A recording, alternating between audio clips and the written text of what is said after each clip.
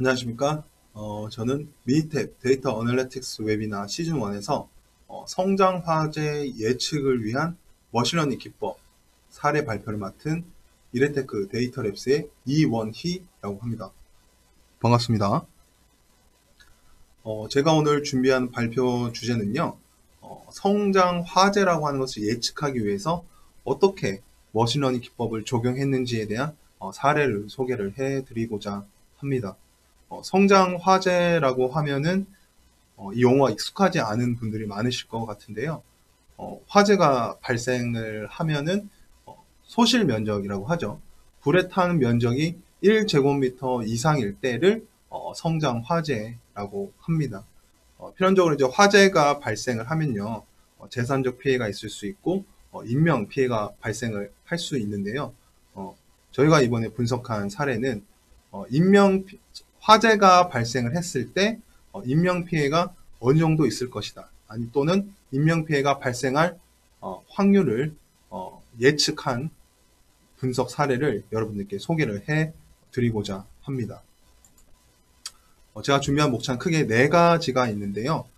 첫 번째로 이제 머신러닝 활용, 어떤 케이스에서 머신러닝을 활용할 수가 있는지, 두 번째로는 저희가 실제로 프로젝트 수행을 한 사례를 소개를 해드리도록 하겠습니다. 세 번째로 이제 제가 미니탭에 있는 예측 분석 기능을 가지고 이제 분석을 진행을 했는데 분석 결과가 어떻게 나왔는지, 그리고 이 결과를 어떻게 해석할 수 있는지를 여러분께 미니탭을 통해서 소개를 드려볼까 합니다.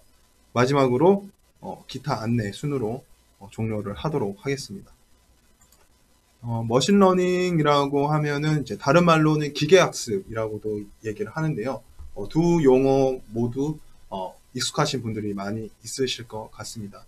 요즘에는 데이터가 이제 실시간으로 수집이 되다 보니까 데이터의 사이즈가 굉장히 커지게 되고 몇 개의 변수가 아닌 우리가 이제 그 분석을 위해서 발생할 수 있는 여러 케이스에서 굉장히 다양한 여러 변수가 추가가 됩니다.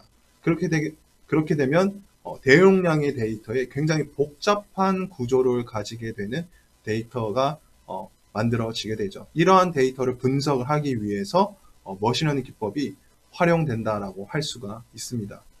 실제로 머신러닝은 제조뿐만 아니라 헬스케어라든지 보험, 운송, 자동차 산업 이런 다양한 분야에서 분석을 위해서 머신러닝을 활용하고 있습니다. 그럼 이제 머신러닝을 적용하기 위해서는 크게 이제 2가지가 필요한데요. 첫 번째는 y 값의 형태가 이제 수치, 연속형 값일 때, 이때는 이제 리그레션이라고 얘기를 하고요.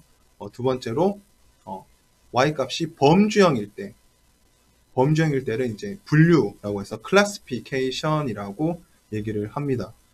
저희가 이번에 수행한 프로젝트 사례 같은 경우에는요, 제가 아까 인명 피해를 예측하기 위해서 이제 머신러닝 기법을 사용했다고 말씀드렸는데, 인명 피해가 발생했냐 안 했냐를 0과 1로 두고 실제로 분석을 수행을 했습니다.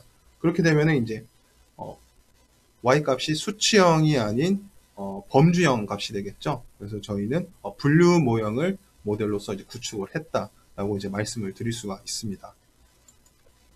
사실 머신러닝이 필요하게 된 계기는요, 먼저 통계 분석에서 어떤 y 값을 예측하기 위해서 어떤 분석 기법을 생각해 본다라고 하면은 회귀 분석을 떠올리시는 경우가 많이 있을 것 같습니다. 근데 회귀 분석은 x와 y 간의 이제 인과관계로 도출을 해서 결국에는 이제 y 값을 예측을 하게 되는데, x와 y가 선형의 형태일 때는 회귀 분석을 사용하는 것이 굉장히 이제 편리할 수 있겠죠. 근데 우리가 실제 데이터를 수집을 하다 보면 꼭 반드시 x와 y의 형태가 선형적인 관계가 아닌 경우도 많이 있습니다. 그럴 때는 회귀 분석을 적용하기가 상대적으로 어렵기 때문에 그때는 이제 머신러닝을 적용해 볼 수가 있다는 것이죠.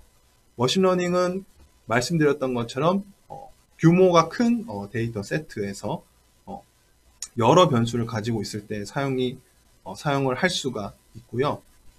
굉장히 이제 복잡하고 굉장히 변수가 많을 때 데이터 건수가 많을 때를 의미를 합니다.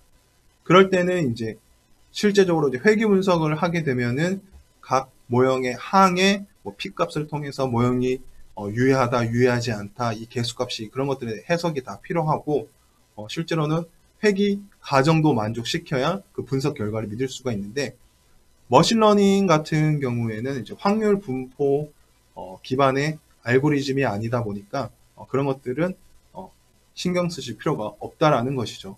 그리고 이제 회귀 분석과 비교해 봤을 때 대용량의 데이터 세트일 경우에 상대적으로 해석적으로 우위에 있다. 분석 결과를 보고 해석하기가 쉽다라는 장점을 가지고 있습니다. 이제 저희가 이제 프로젝트를 분석한 사례를 소개를 해드리고자 하는데요. 저희가 분석한 사례는 화재 데이터를 가지고 분석을 수행을 했습니다. 여러분들이 이제 인터넷이나 뉴스 같은 거 보시면 어느 시 뭐 어느 동에서 화재가 발생을 했다. 화재가 발생을 했을 때는 뭐 인명 피해 정도라든지 아니면 이제 재산적인 피해, 금전적인 피해들을 얘기를 많이 하는데요. 저희가 이제 이번에 포커스를 둔 것은 화재가 발생했을 때 인명 피해가 어느 정도나 되겠다. 인명 피해가 발생할 확률을 이제 예측을 한 겁니다. 그러면 실제로 이제 이 인명 피해를 예측을 하기 위해서는 각 화재가 일어났을 때 인명 피해에 영향을 많이 줄 수 있는 여러 요인들이 있을 수 있겠죠. 그러한 요인들 중에서 인명 피해를 크게 할 수 있는 고위험 인자를 발굴을 하게 되고요. 이런 인자들을 선별을 해서 결국에는 머신러닝 알고리즘을 통해서 인명 피해가 어느 정도나 되겠다라고 하는 것들을 확률로서 예측을 수행을 했습니다. 나중에 이제 이 모델을 가지고 화재가 발생했다고 이제 가정을 했을 때는 뭐 일반 건물이라든지 뭐 주택, 식당에서 뭐 어느 시간에 언제 발생을 했다. 이런 조건을 가지고 있을 때 인명 피해가 몇 프로 발생을 한다라고 하는 것들을 머신러닝 모델로서 구축을 한 거고요. 실제로 분석 기간은 3개월 이상 분석을 수행을 했습니다. 여기 밑에 보시면 결국에는 화재 위험도를 이제 평가를 한다는 거예요. 인명 피해 가능성을 화재 위험도라고 이제 정의를 한다고 하면 인명 피해 가능성을 가지고 확률로서 어느 정도나 위험할 수 있겠다라고 확률로서 예측을 하게 된다는 것이죠.